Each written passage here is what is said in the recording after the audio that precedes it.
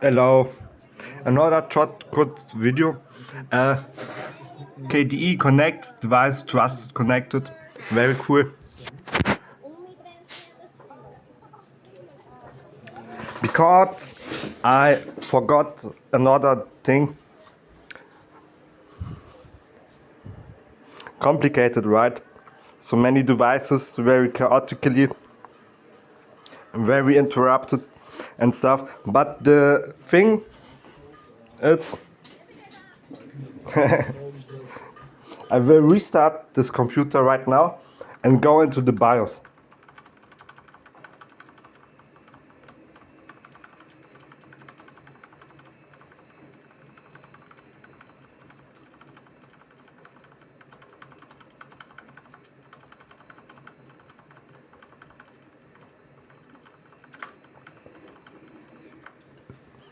I'm using the Vaporesso.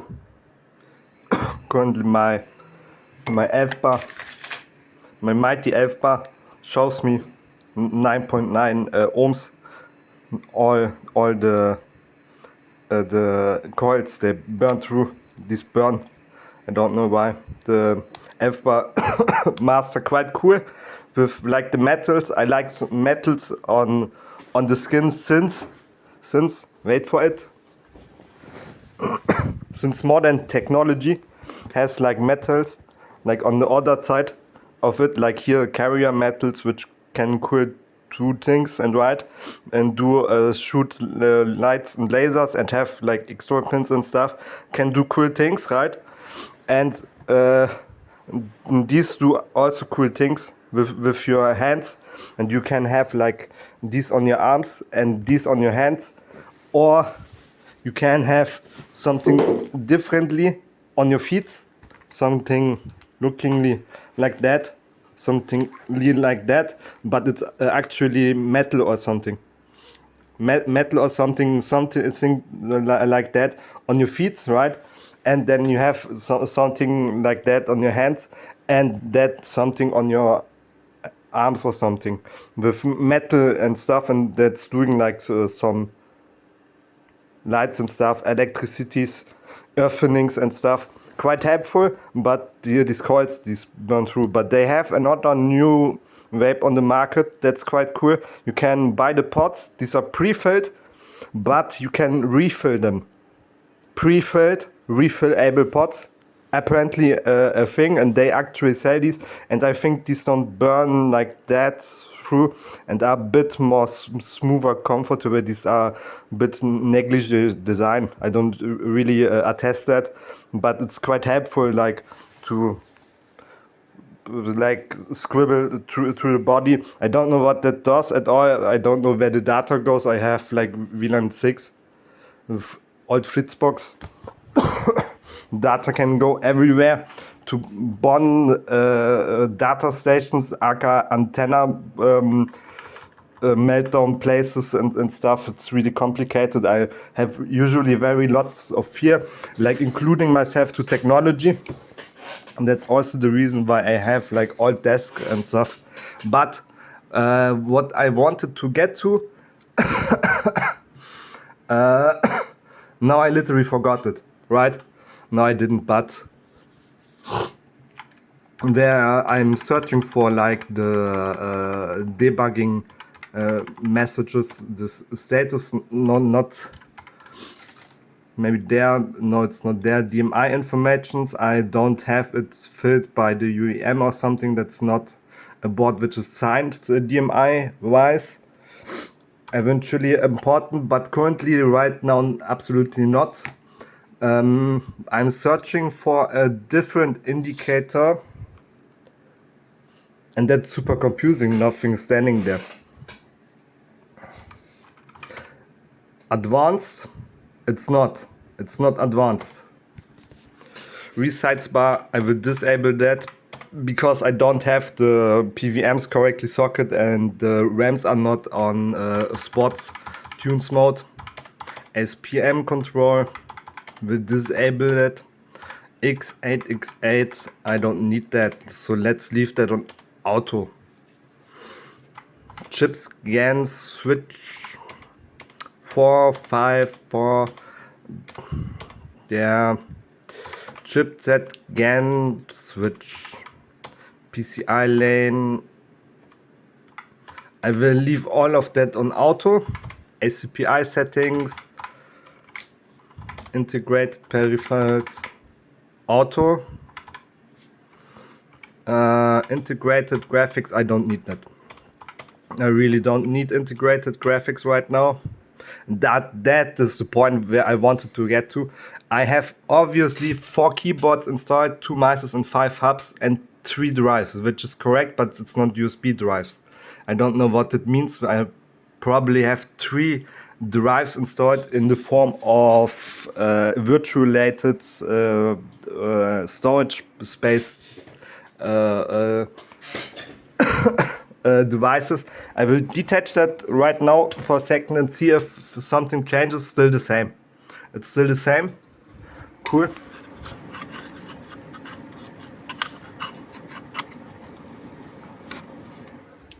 But the problem... Oh no, something happened. Oops. That's super embarrassing right now. I'm not gonna kidding. Yellow mode. Graphics card runs in yellow mode on 46 degrees, or that's debugged. I think it's the heating digits.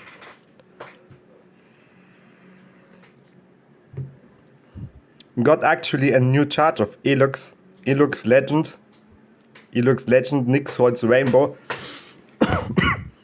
I didn't check the market as I should. The vape market is currently quite cool, actually, even when the rainbow doesn't really resemble rainbow and it's quite fluid. I would currently rather not buy like pre-filled ones, but these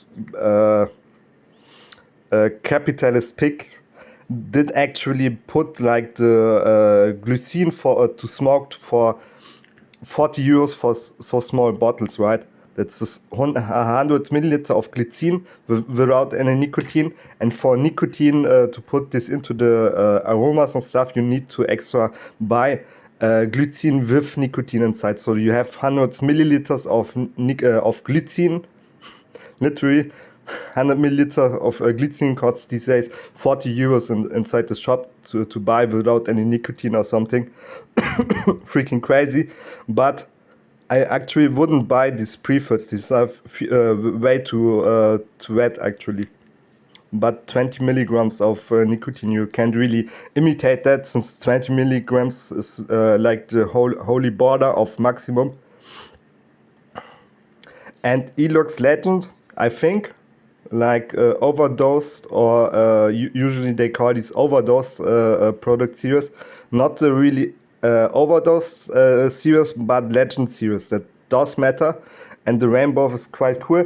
And they did actually deliver parts of the product, which is quite cool. There is actually a trimaltol inside, which is quite cool, with some others: 2-isopropyl and 2,3-methylbutyramide D-limonene, which is here unfortunately quite garbage, but it's actually a good substance.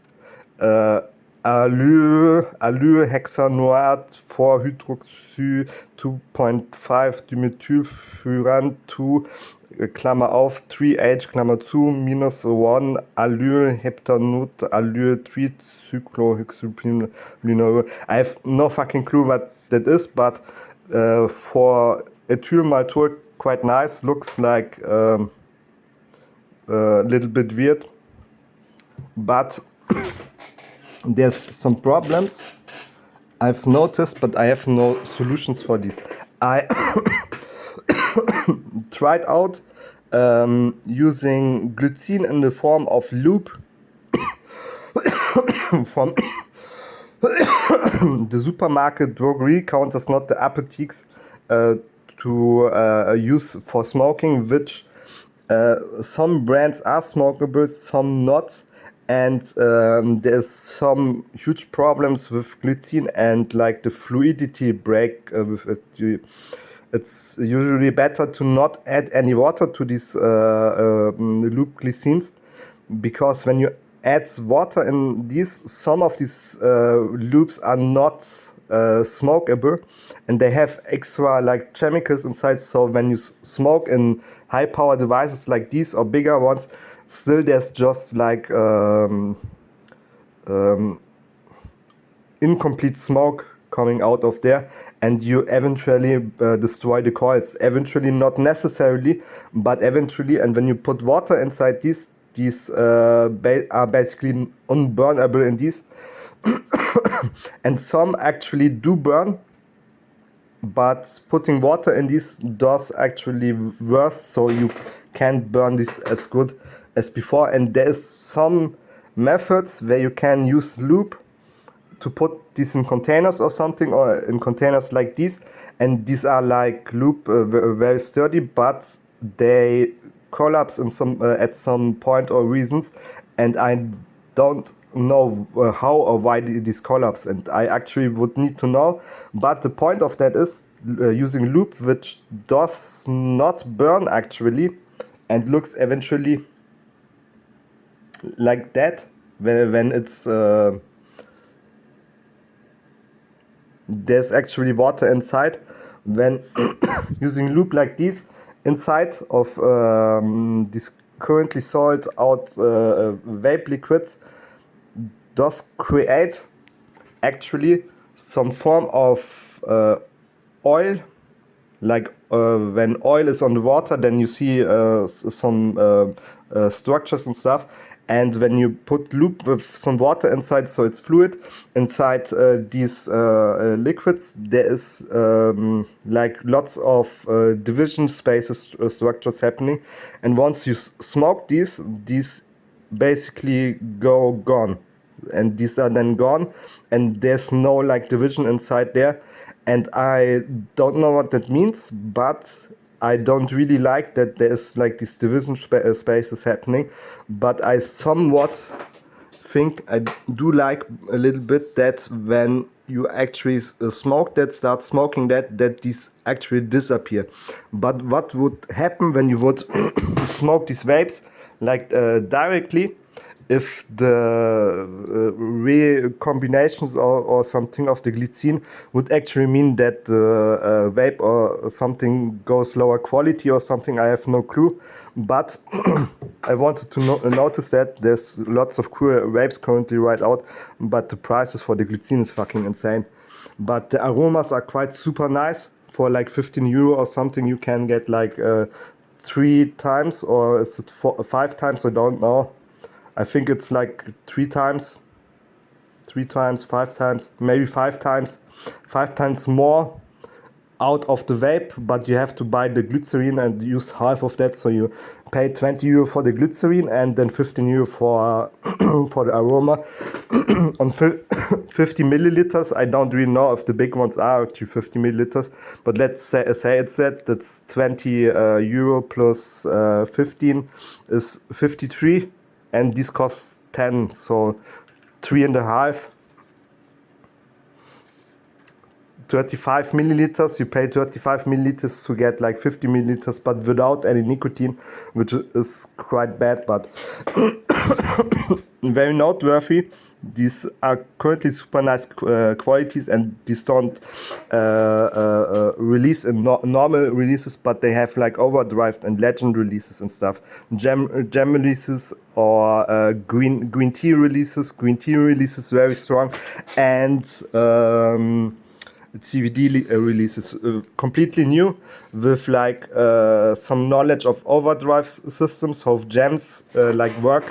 Of extended like thalamus works and stuff, and these know basically the best how like the brain works and how like a recombination of elements of consumables work, like gems, like ruby, how you put ruby inside consumables and it's actually working, how you address the thalamus, how CBD works and stuff. These new releases with the overdrive or legends or stuff are new quality wise very cool.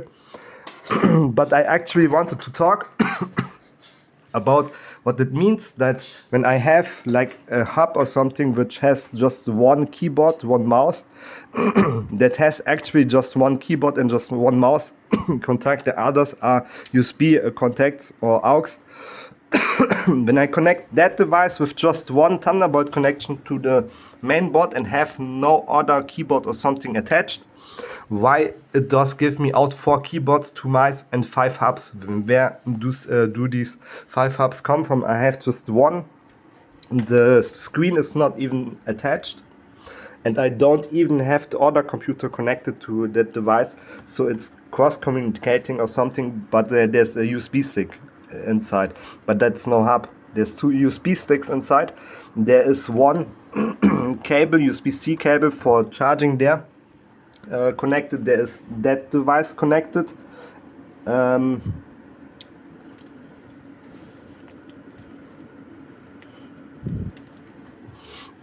missing a cable currently. I think I am right. That's the webcam. The one cable goes to there to the USB-A adapter, because the webcam doesn't drive with that one, but it does drive when the USB-A key is connected to an adapter to that cable. Don't really know why that is either. But the problem with this is, even when I don't use that hub, the USB devices still give me out wrong numbers. 2 keyboards, 3 keyboards, or 2 mice or 3 mice and stuff. And here it says 3 drives. I have 2 drives installed, and probably one drive as virtual link, as a CD drive, USB CD drive. But 4 keyboards, 2 mice, 5 hubs. And I've talked earlier about the restriction, that's not restriction, the restrictions to make and release RAMs. So actually the interface for the crypto devices do actually work symmetrically with the PCI lane together, and the PCI lane can socket into the system and the RAM can contact the PCI. The RAMs are actually prohibited to actually create and release these products, so they come constantly like fallback, breakdown system on the market like these. But I have these silicon power ones, and these are functional on that interface. But the problem is that like the USB devices, these do read wrong, and that does mean a lot, but I don't 100% know what it is adjacent, like related to the problem of the PSS states. But the problem partially is I'm super nervous right now. I'm super overwhelmed. I'm way too overwhelmed over myself currently.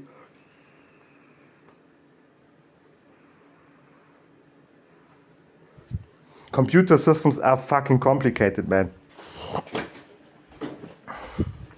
And when you install these systems together and have like fail-safe modes for the crypto interface hub, which does natively, directly and fundamentally interface into the PCI lane, then that's a huge problem. That one has lighted up crypto interface, which is quite help. But that's not the really original DDR-RAM technology in that wise, which the silicon power one actually is. Way more. These G-Skill Flare X5 RAMs are, in my opinion, godlike, but these completely lack. Like the interface, the complete interface is like here, it's going like down, and you have just like half of it like addressable, and these are basically not real DDR RAMs because of that. But the problems with that is that mices and stuff, USB, do read out way more than actually is installed inside the system, and that problem goes from the processor unit, but not really the processor unit like from there. It's like coming from the NVMe, but it's actually from the processor. And that problem takes like the system at hand and pulls it back and down, and the whole electricity goes in lower quality system. It's more black, it's lower quality, and that interface, which is missing in a lot of RAMs of constructions from initial design, do actually need that interface so they can address the space which has been taken and taken down. And that component of the RAMs is usually missing. That's a huge problem, or it's like broken, fall back, break down, like configured for support. So it's not really working. You put these in, and the USB devices, out of magic hand combinations or something, do tell you that you have actually 5 hubs in your system. You have 4 keyboards, 2 mice, 2 drives, and probably not a webcam device connected, but you have actually these devices in, and your system is dragged down, and your RAMs is distorted because it doesn't have the interface there, and you don't know which settings you should actually use these. So you use these on Expo. Like, do I have a package of these here? Of the silicon power. I actually was not searching for this one, but that's maybe more helpful than else.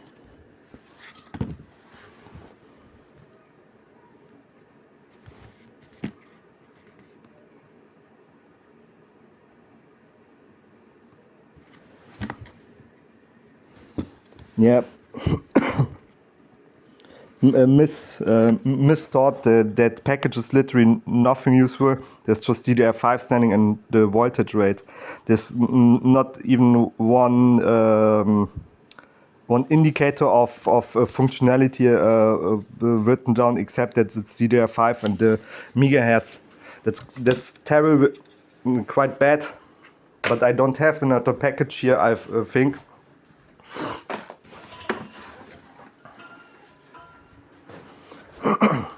But the problem is that the systems are actively like abducted and dragged down into incompatibility, and apparently, obviously, like wrong informations. And I don't know what happens with things like that when it says I have 4 keyboards connected and 5 hubs. I don't know what happens with that. But the problem with that is that when you have that, you can't configure the system right. The resize bar basically never actually works. It really never works. You can put resize bar enabled. You can disable ERP. You can disable SRVIO. And you can tune the RAMs to CL36 or something, or 48 or 12. And when it would be working, and resize bar is actually active, and you would have actually a crypto interface active RAM system, and it would be working. It won't be working, but because you have 5 hubs installed, and it's not working. And I don't know where that comes from. That's like a second CL DRAM setting, like overlaid of the original, and that is saying it has to be connected to the NVMe, and the NVMe is confused about some reasons, and that's not even a RAM settings. The RAM settings are completely different. So theoretically, you have then to find back which settings your computer has been abducted by the system, which tells you that you have actually 5 hubs and 4 keyboards installed, and actually use these so you can overlap them and deactivate ASPM, because ASPM is now double interface, and your virtualizations are from one setting dragged from 2 settings functional, and you have the PVM to have actually very stable, really stable on that place. That means you have to have 4 pins, I think. 4 pins headers.